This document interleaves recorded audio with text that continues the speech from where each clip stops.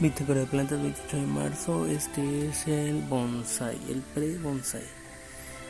Aún no le ponemos nombre. Voy a ver qué nombre le ponemos. Y igual, tuvo lluvia ayer, las raíces se ven bien. Los brotes están creciendo bastante, tiene bastantes, no los voy a quitar por el momento, voy a esperar a que crezca alguno de más. De arriba lo voy a dejar, vamos a esperar un poco más para el primer despunte y el primer alambrado.